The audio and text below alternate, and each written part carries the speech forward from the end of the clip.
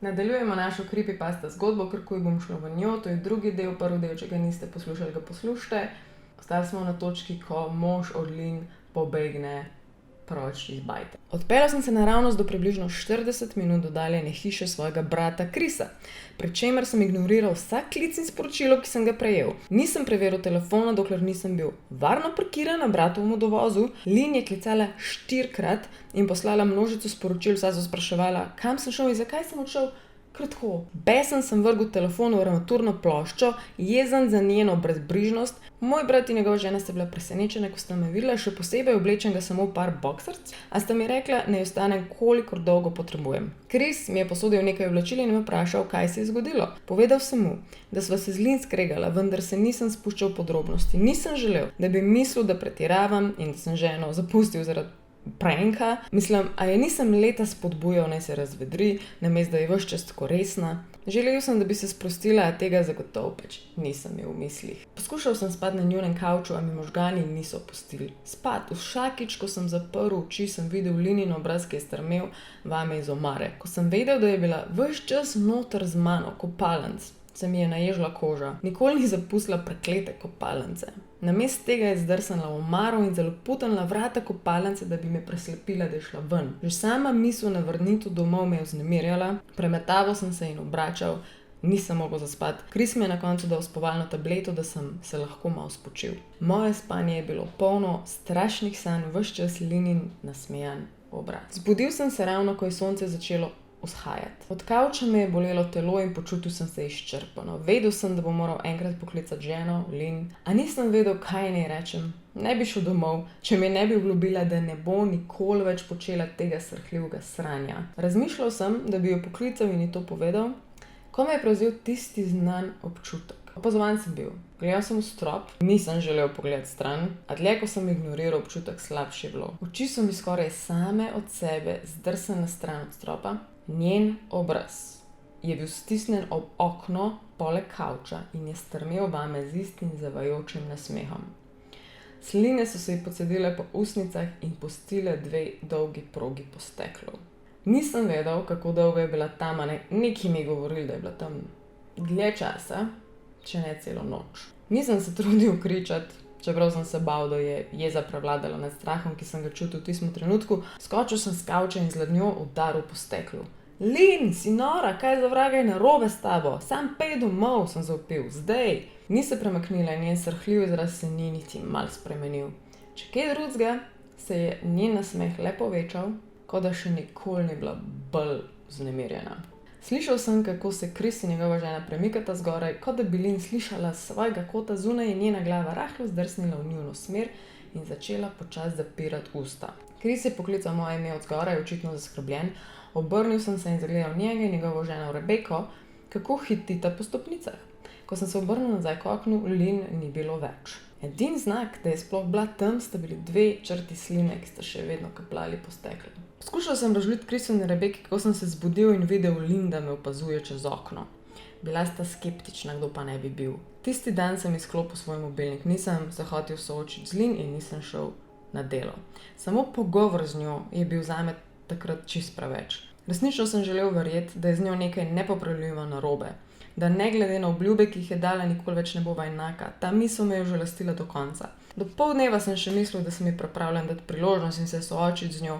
Vsaj to bi lahko dal po 6 letih, sem si rekel. Vklopil sem telefon in videl na desetine sporočil, ki jih je poslala vsa, od na videz zaskrbljene žele, na primer. Lahko govoriva, ljubim te, prosim pokliči me, res me skrbi, ali lahko odgovoriš, samo pridi domov. In še več istega.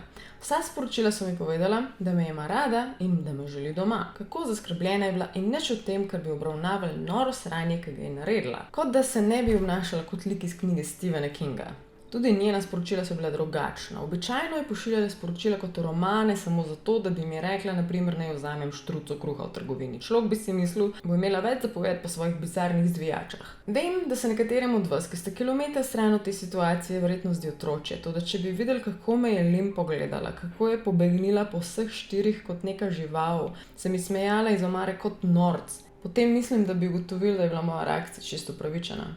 Na koncu sem ostal pri Chrisu in Rebeki še eno noč. Včeraj sem se zbudil šele po poldnevu in na srečo nisem videl Lininega obraza, ki me je opazoval čez okno. Nočem posegati, ker to ni moje mesto, toda ali je to nekaj, kar je mogoče popraviti?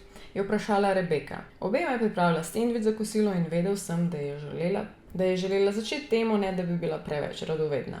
Ne vem, samo ona je čisto druga oseba, sem rekel in skrbno zbiral besede. Še vedno nisem bil pripravljen na to, da bosta ona ali Chris poznala celoten obseg norosti, sranja, s katerim sem imel opravka. Ljudje se spreminjajo, Ben, ampak ona je še vedno ista ženska, s katero si se poročil. Mogoče se morate samo oba pogovoriti o svojih težavah. Karkoli se dogaja, sem prepričana, da se da popraviti. Mislim, da je zdaj več kot to. Mislim, da govorjenje ne bo pomagalo, preprosto ji ne zaupam. Sem rekel in besede so me zborile v srce. Pogrešal sem in ljubil sem svojo ženo. Ampak kako bi lahko živel s tem? Življenje v nenehnem strahu ni zvenelo preveč dobro. Lynn te ima rada, mora biti popolnoma podrta, je rekla Rebeka. Ne vem glede tega, sem rekel. No, vsekakor se mi je zdela taka, še nikoli nisem videla tako razburjenje. Zelo drugačna kot Lynn, kot jo poznam, je rekla Rebeka in žalostno zmajala z glavo. Počakaj, kako to misliš? Ti si jo videla? Videla si Lynn? Sem vprašal, moje usta pa so se mi nenadoma posušila. Rebeka je mimogrede prikimala, kot da to dejstvo ni gorivo za nočno moro. Vstavila se je danes zjutraj, takoj ko je Chris odšel v službo, je rekla in pospravila krožnike z mize. Nisem pa videla njenega avta, mogoče je vzela Uber ali pa kaj takega. Kaj je rekla? Je prišla noter? Sem vprašal in znoj mi je začel zbijati na čelu. Začel sem se ozirati naokoli in preiskovati vogale, kot da bi za njimi prežil plenilec. Ne, samo vprašala je, ali si že buden in rekla sem, da nisi. Vprašala sem, ali želi, da te zbudim, pa je rekla, da ne. Rekla je samo, naj te pustim spat. Je rekla, ko je pomivala posodo. To je vse, nič drugega ni rekla, sem vprašal. Ne, videti je bila grozno, kot da ne bi spala več dni, mislim, da bi jo mogel poklicati. Nekaj časa sem sedel in razmišljal, kaj naj storim. Nisem hotel iti domov, a čutil sem, da sem dolžan Lynn pomagati, če lahko. A nisem presegel, da jo bom ljubil in spoštoval bolezni in zdravju, očitno je bila Lynn zelo, zelo bolna. Če je bila bolna, ker sem resnično verjel, da je, sem se moral potruditi in zagotoviti pomoč, ki jo potrebujem, ampak sploh nisem vedel, kje začeti. Nisem hotel poklicati policije, poleg tega pa kaj za vraga jim rečem, da je moja žena kukala vame, da je bila grozljiva. Čeprav je bila nenavadna, še vedno ni zgrešila nobenega zločina. Ne še. Policija bi verjetno rekla, da sem pretiraval, ampak to ni bila potegavščina. Zadelo se je narobe, celo nevarno. Kot da bi se nekaj zloveščega skrivalo pod njenim nasmehom. Tako sem naredil, kot bi storil vsak mož na mojem mestu, poklical sem njeno mamo.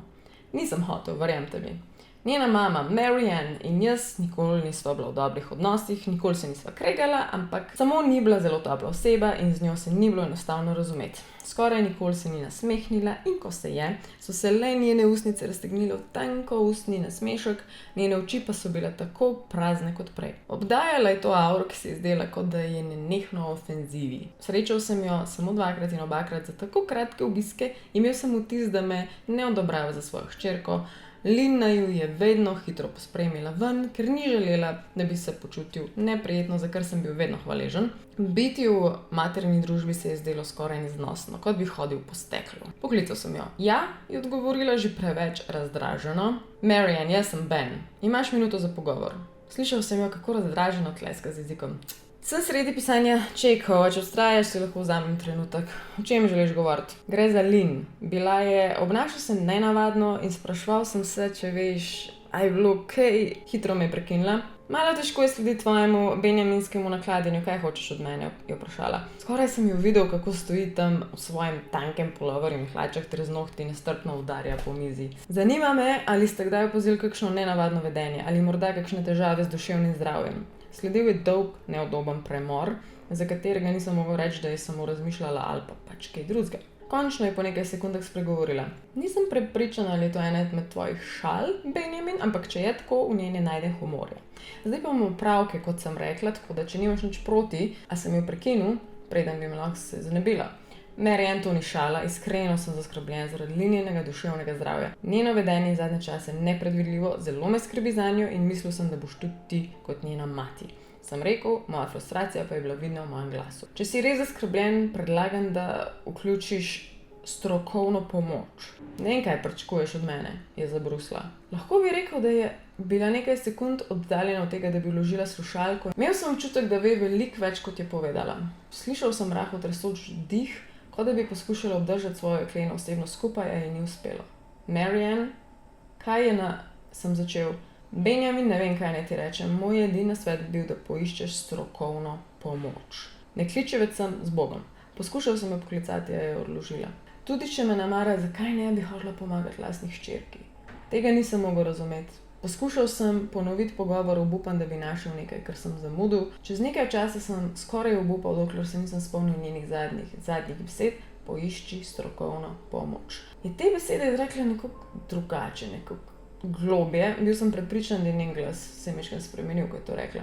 Kaj je mislila? Predvideval sem, da je mislila na zdravstvene delavce, morda pa je mislila na nekaj drugega. Nekdo, ki mu iz neznanega razloga ni želela povedati neposredno, ali pa sem bil samo obupan. Čakal sem, da je Chris prišel domov in po zelo dolgem in napornem pogovoru z njim in Rebeko sem jo prepričal, da Lynn resnično potrebuje psihiatrično pomoč. Nisem jim povedal vsega, nisem ga še pripravljen se spustiti v to, vendar sem jima povedal o našem zadnjem srečanju. Kako se je skrivala v kopalnici in kukala vame iz omare. Očitno sta bila šokirana, a na srečo sta mi verjela. Tudi ona dva sta ji želela le pomagati, kljub temu se jima ni zdelo tako resno. Chris je bil mnenja, da še ne bi smel vključiti policije. Namesto tega se je ponudil, da bo šel z menoj in takoj sem sprejel. Utemeljil je, da je najboljše rešitev miren pogovor z njo. In jaz sem se strinjal. Odpeljala sva se zjutraj takoj po zajtrku. Ni bilo šans, da bi šel po noč. Ko smo zapeljali na dovoz, se je moj želodec začel vrteti. Njenega avta ni bilo tam, a kljub temu nisem popustil. Vhodna vrata so bila priprta in za delček sekunde sem pomislil, da bom videl njene oči, kako strmijo skozi špranjo. Tresel sem se in začel sem se potiti. Chris pa je bil v redu. Čakal je, da odprem vrata z rokami v žepih, kot da bi šel na sprehod po parku. Zavidel sem mu njegovo nevednost. Odrinil sem vrata in takoj je vame butnil smrad po gnilem. Tudi Chris ga je zavohal in stopil v hišo, za mano s stisnjenim nosom. Hiša je bila smrtno tiha in temna, kljub 10 uri zjutraj. Vse zavese so bile tesno zagrnjene in niso prepuščale nobene sončne svetlobe. Če je ne bi zapustil 2 dni prej, bi mislil, da je hiša zapuščena. Premikala sva se skozi vsako sobo, skrbno preverjala vse kotičke, kjer bi se lahko skrila in občasno poklicala njeno ime. Zakaj za vraga gledaš pod kavč, me je na koncu vprašal Chris. Gledal me, kot da sem idiot. Sam pojdiva gor, sem zašepetal. Zmajal je z glavo, vendar mi je sledil po stopnicah, da bi preveril kopalnico in dodatno spalnico. Na poti navzgor so moji čevlji zaškripali po kosih stekla, ki so bili videti raztreseni po nekaj stopnicah. Opazil sem, da je bil eden od Lynn in mojih poročnih portretov, ki je visel na steni vzdolž stopnišča, razbit. Okvir je visel krivo, vsa stekla so bila odstranjena. Strmel sem v sliko in na grlu se mi naredil cmok. Fotografirala sva se tik po odhodu iz cerkve, po izrečenih zaobljubah. V svoji beli obleki je bila videti tako lepa. Pogledal sem Lynn in lepo obraz, niti sanjalo se mi ni, da bo njen obraz zame. Kdaj vir groze. Pospela sva se po stopnicah in preverila rezervno spalnico, vendar je bila videti popolnoma nedotaknjena. Mislim, da je ni tukaj Ben. Okleval sem, da bi šel v kopalnico, strah tiste noči se mi je enkrat vrnil. Chris je opazil in se ponudil, da gre noter sam, vendar mu tega nisem mogel dovoliti. Tako sva stopila skupaj, preverila omaro in tuš. Kopalnica je bila videti, kot da se je nihče ni dotaknil tiste noči, ko sem odšel. Mislim, da je ni tukaj Ben. Zakaj ne spakiraš nekaj oblačil in poskusila se bova vrniti jutr ali pa nekaj podobnega, je rekel Chris. Prikimal sem in odšel v najino spalnico ter slačil nekaj oblačil v športno torbo. Ko sem pogledal našo omaro, sem naletel na vir strahu in se zgrozil. Chris je pogledal in izgubil vso barvo na obrazu. Moral se je ustaviti ob stopnicah, da je pobegnil od pogleda in vonja. Pretreseno sem pogledal, kaj je ležalo v omari moje spalnice. Preprogo se je upijalo vsaj ducat zrkel, ki so bila skrbno razporejena po parih. Nekateri so bili veliki kot kovanec, drugi pa majhni kot fornikula. Zazrl sem se v oči, ki jih je pobrala majhnim živalim in se spraševal, kako jih je dobila, ter se zgrozil ob tej misli. Človek, mislil sem, da mi je hudo zaradi Beckine odvisnosti od čevljev, to da fuck me, tvoja žena je tukaj in zbira zrkle. Je rekel, Ben, mislim, da bi morala iti, postaje mi slabo. Kdo za vraga tako zloži oči v svoji omari, je zamomljal Chris. Skušal sem ti povedati, da potrebuje pomoč. Ne potrebuje pomoči, Ben, potrebuje prekletega izganjalca hudiča. Prideš ali kaj, ne prenesem vonja. So mu besede zamrle v grlu in oči so se mu razširile od strahu. Nisem ga vprašal, zakaj. Čutil sem, nekdo me je opazoval in nisem mislil, da so oči v omari. Obrnil sem se, z očmi sem počasi opazoval sklenero spalnico. Kristus, sem zašepetal, ko sem končno videl, kaj sva zamudila in zgrešila. Pod posteljo, zvita na boku naju, z navdušenjem otroka, na božično jutro opazovala moja žena. Roke je držala skupaj tik pod brado in nestrpno so se ji tresle. Zdaj, ko je vedela, da sva jo našla, sem slišal tihe zvoke, ki jih je spuščala, nekakšno kolcanje v njenem grlu, kot da bi bilo navdušenje zanjo preveliko. Bilo je milo rečeno srhljivo, široke oči in isti ogromen nasmeh. Vse v meni mi je govorilo, naj zbežim, a sem se prisilil. To je moja žena. Ne glede na to, kako izkrivljena je bila še vedno ženska, s katero sem se poročil in mogel sem ji pomagati. Lynn, sem tiho rekel. Ni se odzvala, tudi njena glava je z 2 hitrima giboma zanihala naprej in nazaj, kot da bi prikimala. Baby, samo pomagati hočem, v redu, a mi lahko to dovoliš, sem vprašal. Naredil sem en sam korak naprej in se je približal kot nekakšni nevarni živali. Ljubim te, Lynn, sem tiho rekel in stopil še korak bliže. Pustila je, da je iz široko odprtih ust ušel droben stok in moral sem se upreti želji, da bi zbežal. Njena ramena so se začela tresti, njene oči pa so postale ogromne. Počepnil sem, da sem jo bolje videl in takoj zagledal kri. Njene roke so bile prekrite z njo. Bolj ko sem se približeval, bolj so trepetale, kot da bi se komaj zadrževala. Lynn, si poškodovana, krvaviš. Ponovno je zakimala z glavo, njeni okrvavljeni prsti pa so se premikali gor in dol, kot da bi igrala nevidni klavir. Časno so jo ošinili po bradi in pustili madeže krvi na njeni koži. Želel sem se umakniti z gnusom. Vonj, ki je prihajal od nje, je bil odvraten. Čutil sem, kako mi bruhanje skuša splezati v grlo. Njene ustnice so bile suhe in tanke, raztegnjene. Med razpokami je pronicala kri. Vedel sem, da sama ne bo prišla ven, vendar je nisem hotel pustiti v takšnem stanju, kot je bila. Približal sem se in segel k njej. Vznemirjeno kolcanje je postajalo glasnejše, njene roke so se tresle, prsti so se upognili. Takrat sem lahko videl kri, ki je curljala iz njenih prstov. O moj bog, Lynn, krvaviš, sem rekel. Instinktivno sem stegnil roko, da bi jo prijel za roko, še preden sem se je lahko dotaknil, je njena roka skočila proti meni. Ostra bolečina me je vsekala v roko in padal sem nazaj na rit. Roka me je pekla in videl sem, kako kri kaplja na preprogo. Pretreseno sem jo pogledal nazaj in videl, da se je noro smehljala, njeni prsti pa so stiskali velik košček stekla. Si v redu tam notri, je vprašal Kris za menoj. Rahlo sem obrnil glavo in mu pokimal ter stisnil roko na prsi. Ko sem se obrnil nazaj in se soočil z Lynn, sem videl, da se je premaknila. Ni me več gledala in tudi smejala se ni več. Strmela je mimo mene, njene oči so strmele v Krisa. Kot bi lačen lev strmel v antilopo. Njena usta so bila še vedno odprta, vendar so bila zvita nadol v gnus. Vstal sem na noge in začel hoditi vzratno po hodniku, ker me je bilo strah umakniti pogled iz nje. Ali krvaviš, je vprašal Kris. Trenutku, ko so besede zapustile njegove usta, je Lynn začela hitro bežati, se izpodvijati izpod postelje, stekleni delček pa je bil še vedno v njeni pesti. Kris, beži, pojdi, sem zavpil. Verjetno ga je bilo preveč strah, da bi se premaknil, ker sem sekundo kasneje začutil, kako sem se s hrbtom zaletel ven. Še vedno je stal na vrhu stopnic in strmel v grozo, ki je bila moja žena. Lynn je popolnoma zlezla izpod postelje in obstala na vratih spalnice. Njen obraz je bil izkrivljen od jeze, celo njeno telo je bilo videti napeto. Kri je tekla po prstih in na tla. Jezus, Lynn, je rekel Kris, se igraš skrivalnice? Obrnil sem se in ga potisnil proti stopnicam. Premakni svojo rit, Kris, sem rekel, a Lynn je odločno s hitrimi ostrimi gibi zamahnila z glavo in se začela smehljati, raztegovala usta vedno širše tako, da se je zdelo, da se je njena brada dotikala prsi. Slišal sem, kako je Kris mrmral molitev, nato pa je stekel po stopnicah. Stal sem na vrhu stopnic in obtičal med ljubeznijo do ženske, ki je očitno potrebovala mojo pomoč in samo obrambo. Samo pomagati želim, sem rekel in dušil solze. Njene oči so se spet osredotočile vame, ko je počasi dvigovala steklo in ga držala pred seboj.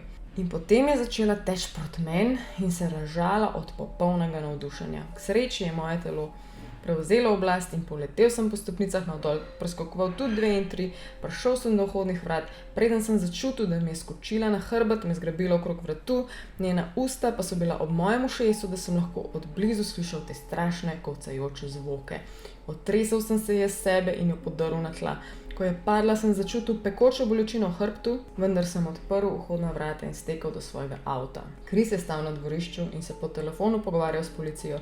Nisem našel niti besede, samo stekel sem do svojega avta in skočil noter. Chris je bil še vedno na 911 kolu, gledal sem v zračno ogledalo, prepričan, da jo bom videl, kako teče za nama, ampak ni je bilo. Šel sem naravnost na urgenco in dobil 11 šivov na roki in 3 na hrbtu. Policija je postavila veliko vprašanj in se vrnila v hišo, da bi opravila preiskavo, toda Lynn seveda ni bilo tam. Svetovali so mi, naj nekaj časa ostanem pri prijatelju ali sorodniku in čim prej vložim prepoved približevanja, vendar nič od tega ne bi zaleglo. Nekako sem to vedel.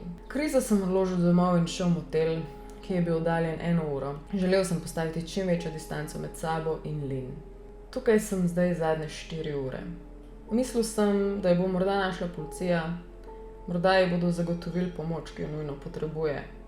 Ampak zdaj se mi ne zdi več ško, ker sem pred 40 minutami prejel sporočilo iz neznane številke. Samo 3 besede. Našla sem te. In zraven slika. Slika je bila temna in zrnata, vendar sem takoj vedel, kaj je. Nisem mogel zgrešiti oči moje žene. Takoj zatem sem začel tole pisati. Ne vem, kaj naj naredim. Sam sem in prestrašen in ne morem si kaj, da ne bi imel občutka, da me nekdo opazuje.